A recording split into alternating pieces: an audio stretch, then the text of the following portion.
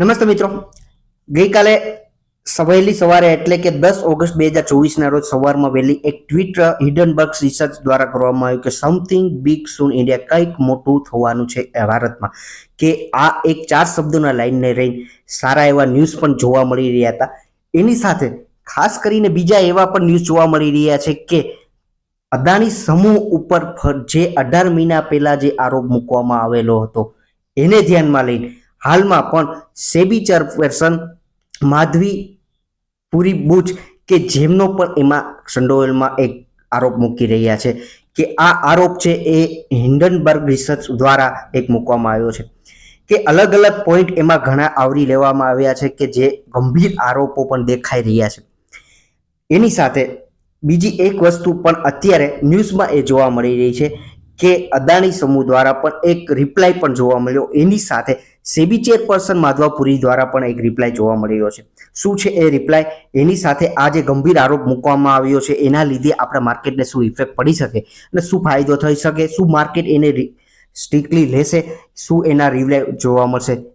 એના ઉપર ડિટેલ્સની અંદર વાત કરીશું. સ્ટોક ઓફ ગુજરાતી લાઇન્સ ચેનલમાં ફર્સ્ટ ટાઈમ વિઝિટ કરો છો તો એન્ડ સુધી વિડીયો જુઓ અને તમારા મિત્રો સાથે શેર કરો અને ફ્રી ઓફ વાળું કામ છે સબસ્ક્રાઇબ કરો, તમારા મિત્રો સાથે શેર કરો અને તમને વિડીયો પસંદ પડ્યો તો એક લાઇક બટન આપજો. એમાંનો એક પોઈન્ટ એવો છે કે Mauritius and offshore sales entity ઉપર લેક ઓફ ઇન્ટરેસ્ટ જોવા મળી રહ્યું કે સેબીનું જેની અંદર રસ ઓછો જોવા મળ્યો. ખાસ આ મુદ્દો કે જે 18 મહિના પહેલા જે કાંઈ બનેલી ઘટનાનો રિપોર્ટ હતો એમાં જે મોરિશિયસ અને ઓફશોરના સેલ્સની એન્ટિટી હતી એના ઉપર સેબી દ્વારા એક રસ ઓછો જોવા મળ્યો કે જે આ એક દ્વારા હિન્ડનબર્ગ દ્વારા સૂચવે છે. આ સાથે બીજી એવી પણ ઘટના કે જે એલિગેન્સ આરોપ લગાવવામાં આવ્યા છે કે બીજી એવી કઈ ઘટના કે સાથે એમને મોરિશિયસની જે ફંડ સેટ કરવામાં આવ્યું છે એ સેટ કરેલું ફંડ છે એ અદાણીના ડાયરેક્ટર દ્વારા ફંડનું મોકલ્યું છે અને સાથે ઇન્વેસ્ટ પણ એના શેરમાં કરેલું છે એવો પણ આરોપ હિન્ડનબર્ગના રિપોર્ટમાં જોવા મળી રહ્યો છે. એ સાથે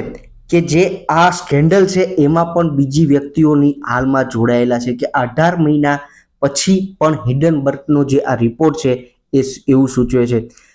આમ જોવા જઈએ તો આ બધી વસ્તુ એક રિપોર્ટ છે પણ કોઈ પ્રૂફ નથી, કોઈ પણ એવો આરોપ નથી કે પાક્કું થયેલો પ્રૂફ થયેલો આરોપ નથી. આ એલિગેન્સ છે કે આરોપ મૂકવામાં આવ્યો છે એ આગળ સેબી કોર્ટ દ્વારા, સુપ્રીમ કોર્ટ દ્વારા જે કાંઈ આપણને જોવા મળી શકે રિપોર્ટ એના ઉપર ધ્યાનમાં લઈને ચાલુ છે. આ એક ન્યૂઝ અત્યારે જોવા મળી રહ્યા છે. આ સાથે બીજો એવો ગંભીર આરોપ આપણને એ આ વખતે જોવા મળી રહ્યો છે કે વિસલ બોર ડોક્યુમેન્ટ એટલે કે ખાસ એવા એના અંગત વ્યક્તિ દ્વારા જોવા મળેલું છે કે the Madhabi Buch, the current chairperson of સેબીના જે માધવી બુચ ચેરપર્સન છે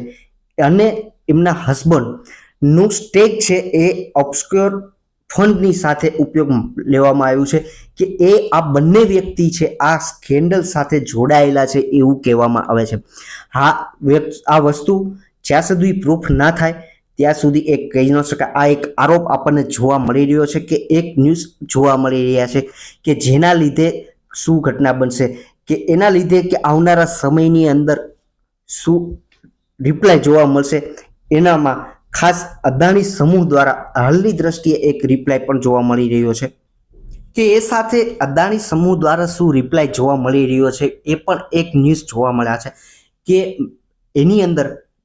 ખાસ કરીને મિસેવિયસ અને મેન્યુપ્યુલેટિવ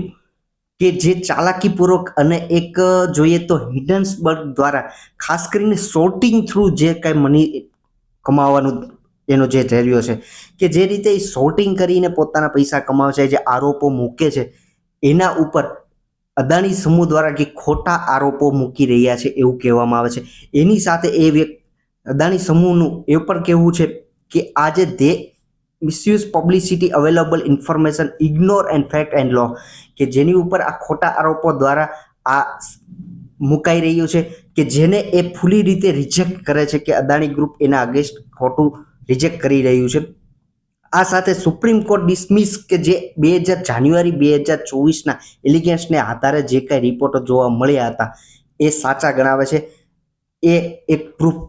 ગણાવે છે. કે અદાણી સમૂહ એને ફૂલી રિજેક્ટેડ કરે છે કે અત્યારે એવું કશું બન્યું નથી કે આ બધું દરેક વ્યક્તિ આ શોર્ટિંગ થ્રુ હિડનબર્ગ દ્વારા એક કમાવાની પદ્ધતિ છે કે માર્કેટને નીચે લાવવાની એક પદ્ધતિ જોવા મળી રહી છે. એની સાથે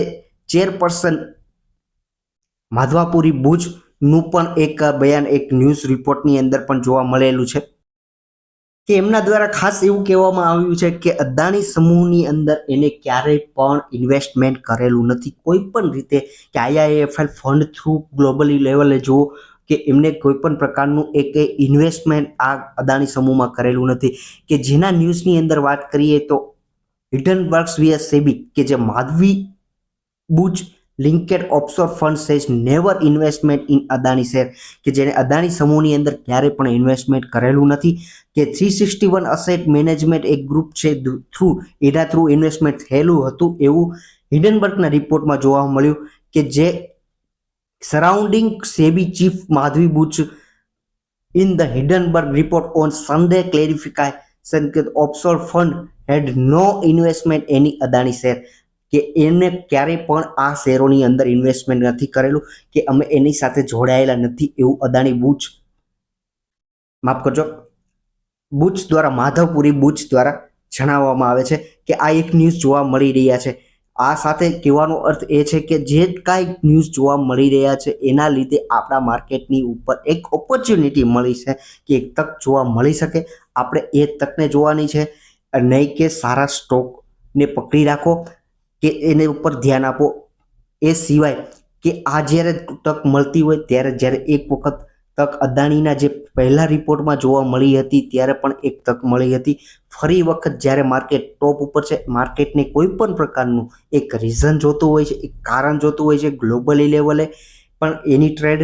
જાપાનનો એની ટ્રેડની વાત કરો, US માર્કેટની અંદર મંદીની ન્યૂઝની વાત કરો, સાથે બાંગ્લાદેશના રાજકારણમાં જે કાંઈ ઉલટફાલટ જોવા મળી એના ન્યૂઝની સાથે વાત કરો, ગ્લોબલી જે ટૂંકમાં ન્યૂઝ જોવા મળે છે એ સાથે જ્યારે ડોમેસ્ટિક જે ન્યૂઝ જોવા મળી રહ્યા છે આ ન્યૂઝ અને સાથે અદાણી ન્યૂઝ, આ એક આપણને તક સમજી લોંગ ટર્મ ઇન્વેસ્ટમેન્ટમાં ધ્યાન આપવું જોઈએ. એની સાથે ખાસ જે અદાણી સમૂહના અંદર જ્યાં બનેલી ઘટનાઓ છે એ આવનારા સમયની અંદર શું રિવ્યૂ જોવા મળે એ માટે ખાસ કરીને તમારે મિત્રો એક વેઇટ કરવી જોઈએ, રાહ જોવી જોઈએ કે શું આવનારા સમયની અંદર કેવા ન્યૂઝ જોવા મળી શકશે, કે આવનારા સમયની અંદર કેવા રિપ્લાય જોવા મળી શકે. આ તમામ વસ્તુ ધ્યાનમાં લેવી જોઈએ. અત્યારે જે ઘટનાઓ બની રહી છે, જે ન્યૂઝ રિપોર્ટ જોવા મળી રહ્યા છે એ સોર્સ થ્રુ જોવા મળી રહ્યા છે. મારા એમાં કોઈ રિસ્પોન્સ છે નહીં કે જે સોર્સ થ્રુ વેબસાઇટની થ્રુ જોવા મળી રહ્યા છે. એન્ડ સુધી વિડીયો જોયો છે તમામ મિત્રોનો ખૂબ ખૂબ આભાર. વિડીયો પસંદ પડ્યો તો સબસ્ક્રાઇબ કરજો, તમારા મિત્રો સાથે શેર કરજો. Thank you.